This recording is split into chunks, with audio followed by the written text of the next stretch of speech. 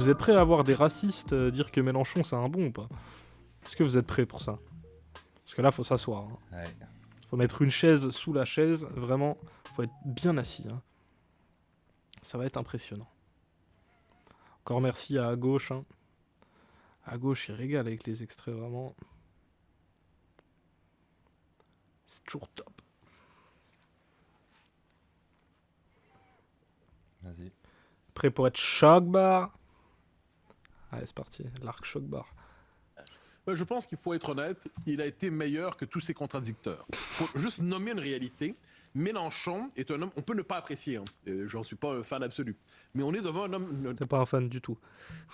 Ça suce rarement, faut apprécier. Ouais, c'est ça, vas-y, laisse-nous apprécier. Surtout que là, en plus, ils ont retiré tous les dentiers, ça va vraiment être propre. Hein. Vraiment, le taf va être carré. Hein. Politique d'une classe à part, qui a une véritable érudition, une véritable culture, qui est capable de faire référence, d'utiliser l'histoire de France, de proposer sa lecture de l'histoire de France pour se situer au temps présent, devant des contradicteurs qui n'en étaient pas vraiment et qui ont une culture politique assez limitée de leur côté et qui ne savaient pas comment le critiquer. Il n'a pas été tant titillé que... Mon grand beau de côté, ça il a pas rendu fier Zemmour là. Aïe. Ah ouais. Ah, non mais il va se faire remettre à l'ordre, tu peux en être sûr. Quelqu'un en coulisses va lui dire écoute, t'es gentil. Hein. T'es gentil. T'es gentil, mais t'es un peu bébête, hein, parce que nous on a réussi à le contrer, parce qu'en fait il est pas si malin que tu crois. Celui-là, faut le rendre au Canada, on n'en veut plus. Mais il y avait une histoire super marrante avec Bocoté. Moi, j'avais vu une émission de Douteux TV où justement il parlait de lui. En fait, le gars s'est fait jarter de la télé québécoise parce qu'il disait trop de trucs racistes. Du coup, il est venu en France et il s'est fait recruter par CNews et tout, mais genre trop raciste pour le Québec, tu vois. Ils en voulaient plus de ce gars. C'est lui qui a remplacé Zemmour sur le plateau de Christine Kelly. Ah ouais. Ils veulent plus le récupérer de toute façon, c'est fini. C'est fini. On doit faire avec. Que ça, Jean-Luc Mélenchon, pour lui, j'ai l'impression que c'est plutôt une très bonne balade de santé. On apprend ce qu'on savait déjà, c'est qu'il est excellent intellectuellement pour nier l'évidence, qu'il nous a retourné encore une fois le cerveau, pardon de ces expressions un peu triviales, mais c'est vrai qu'il s'en sort très bien. Ça... Et je pense qu'il a une aura politique. Ah la douleur que ça lui a fait. Il nous a tellement retourné le cerveau que j'ai aucun argument pour le démonter, même plusieurs heures après, quoi. Genre. Il était en mode j'ai le démon, mais il nous a baisé. Ah ouais, mais là, c'est vraiment comme ça qu'il l'a dit. Là, le manque de discours, genre, c'est abusé. Genre, juste, putain, il est trop fort. Ah, fait chier. Putain, il est trop fort. Il est trop fort. Il nous a niqué. Oh là là.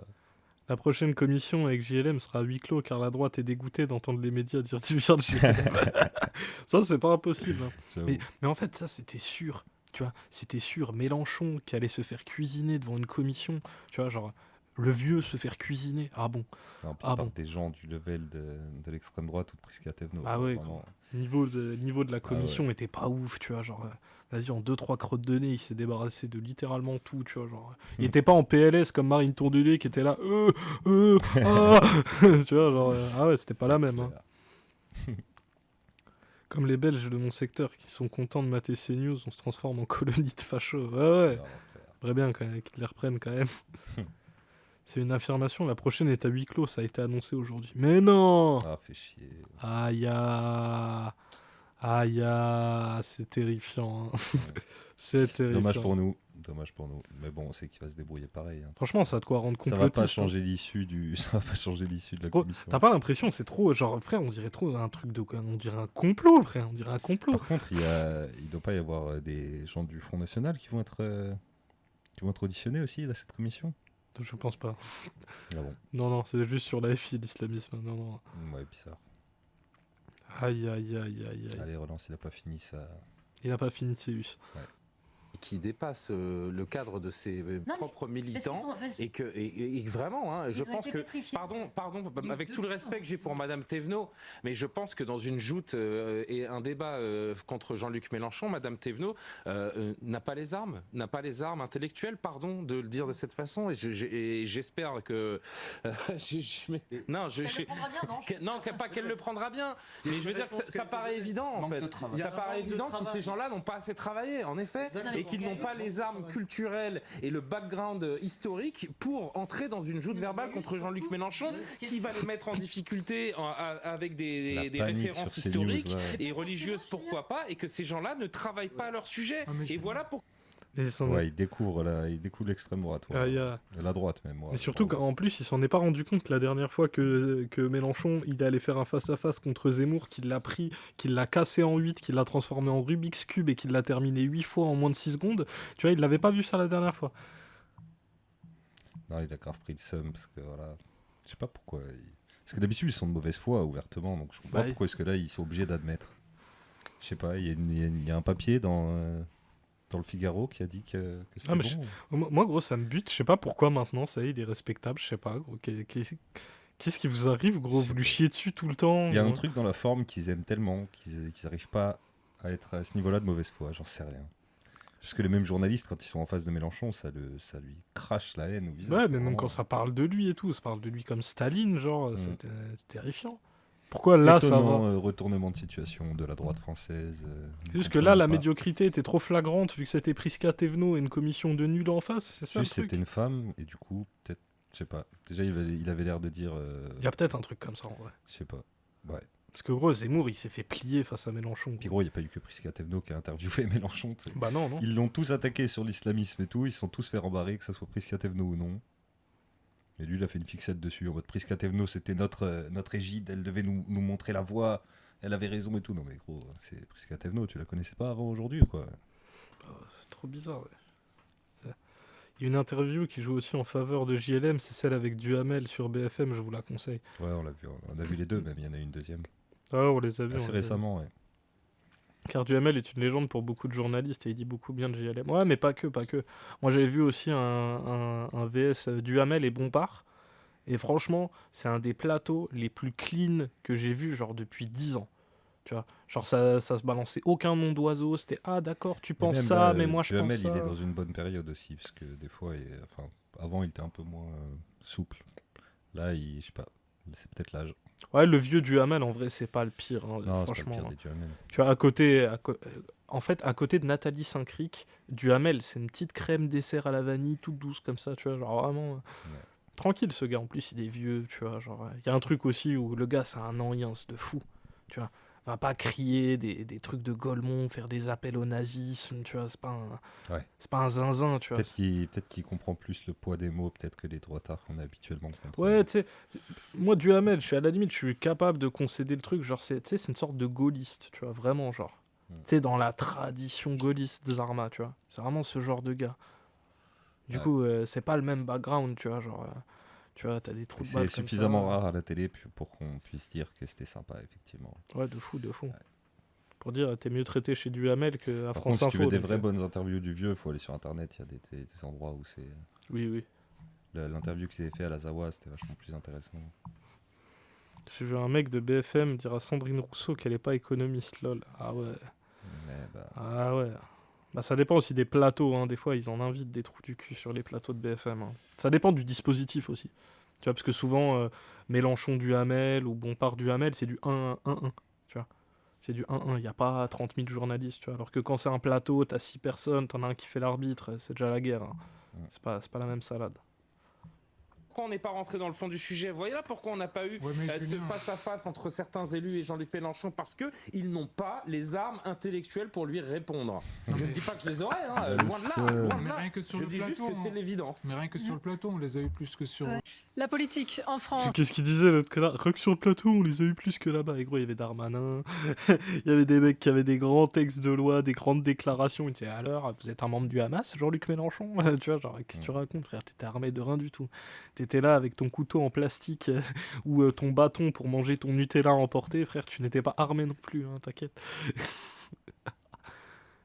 C'est une audition très attendue, celle de Jean-Luc Mélenchon. Le leader de la France insoumise a été auditionné par les députés de la commission d'enquête sur les liens supposés entre les mouvements politiques et les réseaux islamistes. Bonsoir Antoine Comte, éditorialiste politique pour France Info TV. Une commission lancée par les Républicains et un moment jubilatoire pour Jean-Luc Mélenchon. Oui, ils voulaient l'enfoncer, mais ils l'ont sans doute renforcé dans son audition cet après-midi devant la commission d'enquête parlementaire visant à statuer sur les liens supposés entre les partis politiques et l'islamisme en France, le leader insoumis a fait ce qu'il sait faire de mieux, à savoir mettre son côté tribun, sa rhétorique et sa connaissance de l'histoire. C'est un érudit, Jean-Luc Mélenchon, au service de sa prestation du jour. Une stratégie en 2 temps. D'abord, se baser d'entrée de jeu sur les auditions de responsables des services de renseignement français qui, selon Jean-Luc Mélenchon, je cite, innocent de sa formation politique et cette possible connivence entre LFI et les réseaux islamistes. Et puis, deuxième temps de cette stratégie, rappeler son opposition à tout entrisme religieux et sa reconnaissance de l'existence d'une menace islamiste en France. Ce sont ces termes. Le probable futur candidat à la présidentielle de 2027 est en fait réapparu finalement comme le laïcard convaincu qu'il était jadis au Parti socialiste, notamment sur la question du port du voile. Écoutez. C'est l'État qui est laïque en France, c'est pas la rue. Et les adultes s'habillent comme ils l'entendent, sauf si leur tenue venait à choquer quoi? Par leur nudité. C'est pas le cas. Sinon, pour le reste, le seul habit qui soit interdit, c'est la burqa. Eh bien, depuis que ça a été interdit, vous n'en voyez quasiment plus. Et c'est comme ça. Ça prouve qu'en général, les gens respectent la loi. Voilà, finalement, une audition qui s'est transformée. Bon, c'était ça qui était censé le truc. Attention, ça, c'était une déclaration d'énorme laïcard, ça. Attention. Le laïcard de l'époque du PS. Ouais, puis tu sais, il développe tellement Mélenchon que t'es obligé de le couper sur 9 secondes pour... Ouais. Ça, c'était un changement d'avis sur le voile. C'était un appel à interdire le voile dans la rue. Je sais pas, j'ai pas compris. Tout que la burqa, c'est un truc précis, tu vois. C'est pas le voile, tu vois. Ouais, c'est ça. C'est pas la même chose. Ouais, mais pour le cerveau d'un droitard, c'est trop complexe. Hein. Si la vidéo avec Sandrine Rousseau, ça a pété un câble. Vas-y, on la regarde juste après. Vas-y. Tant mieux, on peut le dire, en meeting politique pour un Jean-Luc Mélenchon qui semble s'être bien préparé. Oui, d'ailleurs, la sphère insoumise s'en est donnée à cœur joie durant tout l'après-midi sur les réseaux sociaux. D'abord en remerciant ironiquement Laurent Wauquiez, qui est à l'origine de cette commission d'enquête. Tiens, Laurent Wauquiez, tiens. Il a même pas ramené son cul. Et rembourse les 100 000 balles de tes repas, là. Arrête de faire le trou de balle. Tes commissions de je sais pas quoi, gros, tu sers à rien, rends l'argent. Ouais. D'avoir, je cite, offert un meeting gratuit à Jean-Luc Mélenchon. Et ensuite, dans un deuxième temps, en raillant le patron des députés LR à l'Assemblée nationale pour son absence cet après-midi lors de cette audition. Car Bah, t'étais où alors? T'avais piscine avec tes potes ou pourquoi t'étais pas là? Bah alors, Laurent, transpire? Dernier aurait eu peur, selon eux, d'affronter Jean-Luc Mélenchon. Alors, je précise que les soutiens de Laurent Wauquiez expliquent ce soir qu'il n'est pas membre de cette commission d'enquête et qu'il n'avait donc aucune raison d'y siéger cet après-midi. Mais c'est vrai, vous avez raison, Soria, qu'on a assisté à un show Mélenchon durant cette heure et demie, 2 heures d'audition, avec une stratégie bien huilée, visiblement bien préparée, et qui consistait, comme souvent, je l'ai dit, à mettre en avant ses connaissances historiques, mais aussi à enchaîner des tirades très longues, à rallonge, sans jamais vraiment répondre aux questions des députés. Une audition à laquelle le leader des Insoumis, nous dit-on dans son entourage, s'est longuement préparé tout au long de cette semaine, seul, mais aussi avec ses équipes resserrées. Et c'est vrai que le fait de ne pas s'être rendu à la première convocation, c'était mardi de cette commission d'enquête, ses proches avancent un agenda trop chargé cette semaine, avec notamment un meeting jeudi, ça lui aura permis de gagner du temps et sans doute de prendre le temps, en effet, de se préparer au mieux pour cette audition de cet après-midi. Aïe. Comme s'il avait eu les questions. Non mais gros, quand même, moi ce que je constate dans cette vidéo, c'est que les moins sympas, c'est France Info, genre. Ouais. Genre il est en mode, ouais, il a joué la montre, il a gagné du temps, il a répondu à aucune question. C'est un plateau sur 100 000. Gros, c'est France Info. Gros. Là, c'était surtout les droitards qui ont baissé leur froc devant la toute-puissance du vieux. Oui, d'accord, mais regarde France Info, gros, le traitement. Oui, mais gros, après, je ferai pas la généralité avec tous les... Gros, ils ont aussi mis CNews, sûrement. Peut-être que le traitement à CNews était mieux, mais c'est CNews. Mais c'est une catastrophe, gros. Tu te rends compte, le traitement à France Info, il est pire qu'à CNews, gros. Ouais, après, c'est une lente agonie. Gros, France Info, il te dit, ouais, oui, France Info, c'est une lente agonie, hein. Ça date pas d'hier non plus. Gros, non, mais c'est terrifiant. C'est terrifiant. Alors, en fait, tout était positif au début, puis on a eu France Info qui était en mode non, en fait, il a pas répondu aux questions, non, en fait, il a chié sur lui, mais il l'a bien dissimulé. Tu vois, genre, qu'est-ce que tu racontes, gros? On l'a vu, la commission, gros. On l'a vu. On a vu le ton de lit avant, on a vu ce que c'était. Oh. Genre, arrêtez de faire genre qu'il a pas répondu aux questions, gros. Il a répondu à tout, il a dit oui. Alors lui, avec tel rapport, machin. Sois pas choqué que l'extrême droite soit de mauvaise foi. Genre. Mais c'est pas l'extrême droite, c'est France Info. Oui, bah gros, le mec qui était chez France Info, c'était soit un facho d'extrême droite, soit un gros droitard débile. Mais gros, il est de mauvaise foi, ça fait partie de leur ADN aux droitards d'être de mauvaise foi. Oui, mais normalement, il n'y a pas de gens d'extrême droite à France Info. En fait, c'est ça que je dis, gros. C'est inadmissible d'entendre des conneries pareilles sur France Info. Saint-Cric, elle est d'extrême droite ou pas? Oui. Bon, bah elle est sur France Info, frère. Oui, mais c'est pas normal. Salamé, elle est sur France Info. France TV. France Inter ou oui, France pareil, service public. Bon. Tu vas pas oui, mais c'est pas normal. T'atterris pas. C'est pas non, j'atterris pas, mais c'est pas normal, gros. C'est pas putain de normal. Tu voulais qu'il suce le vieux alors que déjà. Gros, même sur CNews, ils ont. C'est déjà étonnant qu'il y ait 3 droitards qui aient sucé le vieux là, franchement. Oui, mais quand même, gros. France Info. En plus, Mathieu Bocoté, je suis mort. France Info, c'est public surtout. Bah ouais, c'est ça qui est choquant. Donc choquant que les impôts servent à ce genre d'analyse, voire de la désinformation. Mais oui, de fou. Ah, ouais.